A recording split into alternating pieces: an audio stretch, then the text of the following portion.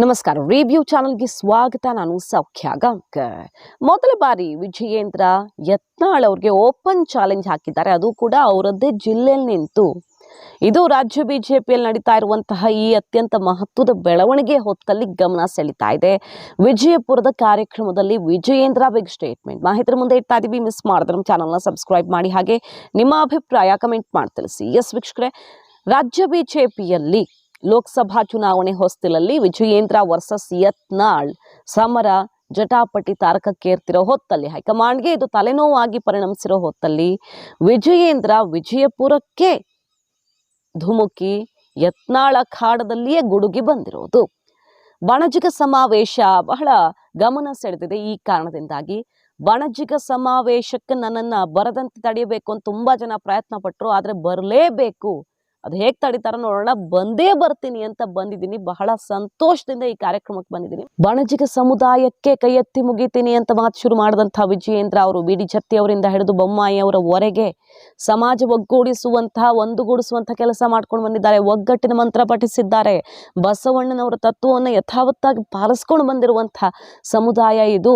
ಅಂದಿನಿಂದ ಇಂದಿನವರೆಗೆ ಸಮಾಜ ಕಟ್ಟುವ, ದೇಶಕ್ಕಾಗಿ ದುಡಿಯುವ ಕೆಲಸ ಮಾಡಿರುವಂಥ ಸಮುದಾಯ ಮತ್ತಷ್ಟು ಅಭಿವೃದ್ಧಿ ಆಗ್ತಾ ಹೋಗಬೇಕು. ಆ ನಿಟ್ಟಿನಲ್ಲಿ ನಾವು ಮಕ್ಕಳನ್ನು ಯಾವ ರೀತಿಯಲ್ಲಿ ಬೆಳೆಸಬೇಕು, ಎಜುಕೇಟ್ ಮಾಡಬೇಕು, ಸಂಸ್ಕೃತಿ ಕೊಡಬೇಕು ಅನ್ನೋದನ್ನೆಲ್ಲ ಭಾಷಣದ ಭಾಗವಾಗಿ ಅವರು ಮಾತನಾಡ್ತಾನೆ ಯತ್ನಾಳ್ ಅವ್ರಿಗೆ ತಿಳಿದಿರೋದು.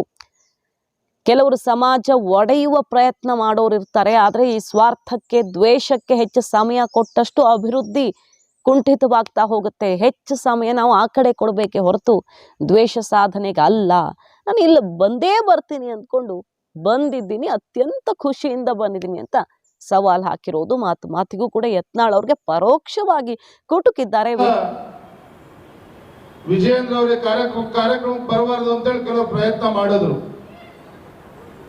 ನಾನು ಹೇಳಿದೆ, ನೋಡಪ್ಪ, ಇದು ಮನೆ ಹೊಡಿತಕ್ಕಂತ ಕೆಲಸ ಅಲ್ಲ, ಸಮಾಜ ಕಟ್ತಕ್ಕಂತ ಕೆಲಸ ನಮ್ಮ ಯುವಕ ಮಿತ್ರರು ಮಾಡ್ತಾ ಇದ್ದಾರೆ. ಸಮಾಜ ಹೊಡಿತಕ್ಕಂತ ಕೆಲಸ ಮಾಡೋದು ಬಹಳ ಸುಲಭ, ಆದ್ರೆ ಸಮಾಜ ಕಟ್ತಕ್ಕಂತ ಕೆಲಸ ಮಾಡೋದಿದೆಯಲ್ಲ ಬಹಳ ಅಪರೂಪ ಇದು. ಅದರಲ್ಲೂ ಕೂಡ ವಿಶೇಷವಾಗಿ ನಮ್ಮ ಯುವಕ ಮಿತ್ರರು ಈ ಸಮಾಜವನ್ನ ಕಟ್ತಕ್ಕಂತ ಕೆಲಸಕ್ಕೆ ಕೈ ಹಾಕ್ತಂತ ಸಂದರ್ಭದಲ್ಲಿ ನಾನು ಖಂಡಿತವಾಗಿ ಕಾರ್ಯಕ್ರಮಕ್ಕೆ ಹೋಗ್ತೇನೆ ಅಂತ ಹೇಳಿ ನಿಶ್ಚಯ ಮಾಡಿ ಇವತ್ತು ಕಾರ್ಯಕ್ರಮಕ್ಕೆ ಬಂದಿದ್ದೇನೆ. ನನಗೆ ತುಂಬಾ ಸಂತೋಷ ಆಗಿದೆ. ವಿಜಯಪುರ ಜಿಲ್ಲೆಯಲ್ಲಿ ಅಲ್ಲಿ ಸ್ವಾಗತ ಕೋರುವಂತಹ ಪೋಸ್ಟರ್, ಬ್ಯಾನರ್ಗಳು ರಾರಾಜಿಸಿವೆ. ಎಲ್ಲೂ ಕೂಡ ಬಿಜೆಪಿಯ ಪ್ರಮುಖ ನಾಯಕರು ಭಾಗವಹಿಸಿದ್ದಂತಹ ಈ ಕಾರ್ಯಕ್ರಮದಲ್ಲಿ ಯತ್ನಾಳ್ ಅವರ ಫೋಟೋಗಳು ಇರಲಿಲ್ಲ. ಸಹಜವಾಗಿ ನಿರೀಕ್ಷಿತ ಅದು.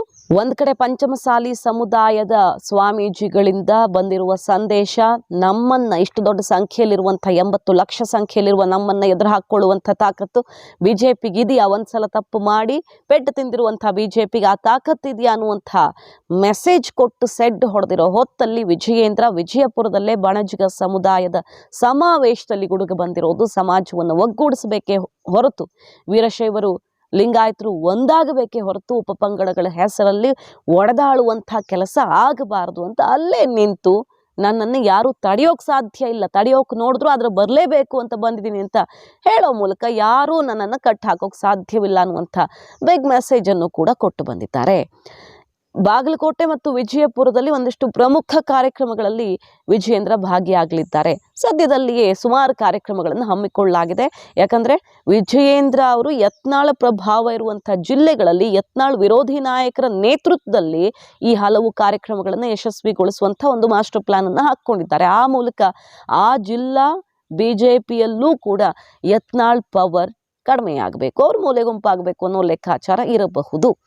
ಎಲ್ಲ ಕಡೆ ಅವರು ಪಕ್ಷದ ಒಳಗಡೆ ಮತ್ತು ಇಂತಹ ಸಮುದಾಯಕ್ಕೆ ಸಂಬಂಧಪಟ್ಟ ಕಾರ್ಯಕ್ರಮಗಳಲ್ಲೂ ಅಪ್ರಸ್ತುತರು. ಬರೀ ಪಂಚಮಸಾಲಿ ನಾಯಕ ಅಂತ ಬಿಂಬಿಸ್ಕೊಳ್ಳುವ ಮೂಲಕ ಬೇರೆಲ್ಲ ಉಪಪಂಗಡಗಳ ವಿರೋಧ ಕಟ್ಕೊಳ್ಳುವ ರೀತಿಯಲ್ಲಿ ಕಳೆದ ವರ್ಷ ಎಲ್ಲ ಕೆಲವು ಬೆಳವಣಿಗೆಗಳಾಗಿದ್ವು. ಅವ್ರ ಭಾಷಣದಲ್ಲಿ ಲಿಂಗಾಯತರಲ್ಲೇ ಬೇರೆ ಪಂಗಡಗಳನ್ನು ದೂಷಿಸಿದ್ರ ಅನ್ನೋ ರೀತಿಯಲ್ಲಿ ಪ್ರೊಟೆಸ್ಟ್ ಆಗಿದ್ದು ಎಲ್ಲ ನೋಡಿದ್ದೀವಿ ನಾವು. ಈಗ ಸಮುದಾಯ ಒಡೆಯೋ ಕೆಲಸ ಮಾಡ್ತಿದ್ದಾರೆ ಅಂತ ವಿಜಯೇಂದ್ರ ಅವರು ಕುಟುಕ ಬಂದಿದ್ದಾರೆ. ಅಲ್ಲಿ ನೋಡಿದ್ರೆ ಪಂಚಮಸಾಲಿಗಳ ಪವರ್ ಅನ್ನುವಂಥ ಸಂದೇಶ ರವಾನೆಗೆ ಆಗಿದೆ. ಇದು ಬಿಜೆಪಿ ವೋಟ್ ಬ್ಯಾಂಕ್ ಲಿಂಗಾಯತ ಸಮುದಾಯ ಅನ್ನೋ ರೀತಿಯಲ್ಲಿ ನೋಡೋದಿಕ್ಕೆ ಹೋದ್ರೆ ಲೋಕಸಭಾ ಚುನಾವಣೆಯಲ್ಲಿ ಕಾಸ್ಟ್ಲಿ ಆಗತ್ತಾ? ಪ್ರತಿಷ್ಠೆಗೆ ಬಿದ್ದಂಗೆ ಕಾಣಿಸ್ತಾ ಇದೆ. ಪಂಚಮಸಾಲಿಗಳು ವಿಜಯೇಂದ್ರ ಮತ್ತು ಯಡಿಯೂರಪ್ಪ ಅವ್ರಿಗೆ ಪಾಠ ಕಲಿಸ್ಬೇಕು ಅಂತ. ಮತ್ತೊಂದು ಕಡೆ ಲಿಂಗಾಯತರು ಅಂದ್ರೇನೆ ಯಡಿಯೂರಪ್ಪ, ಈಗಲೂ ಅವರೇ ಸರ್ವೋಚ್ಚ ನಾಯಕರು. ಎಲ್ಲರನ್ನ ವಿಶ್ವಾಸಕ್ಕೆ ತಗೊಂಡು ಬಿಜೆಪಿಗೆ ಶಕ್ತಿ ತುಂಬೋದ್ರಲ್ಲಿ ಖಂಡಿತ ನಾವು ಯಶಸ್ವಿ ಆಗ್ತೀವಿ ಅಂತ ಹೈಕಮಾಂಡ್ಗೆ ಭರವಸೆ ಕೊಟ್ಟಿರುವಂತಹ ವಿಜಯೇಂದ್ರ ಬಣ.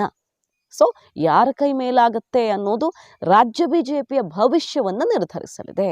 ಮಾಹಿತಿ ನಿಮ್ಗೆ ಇಷ್ಟ ಆಗಿದ್ರೆ ಮಿಸ್ ಮಾಡಿದ್ರೆ ನಮ್ಮ ಚಾನಲ್ನ ಸಬ್ಸ್ಕ್ರೈಬ್ ಮಾಡಿ, ಹಾಗೆ ನಿಮ್ಮ ಅಭಿಪ್ರಾಯ ಕಮೆಂಟ್ ಮಾಡಿ ತಿಳಿಸಿ. Thank you.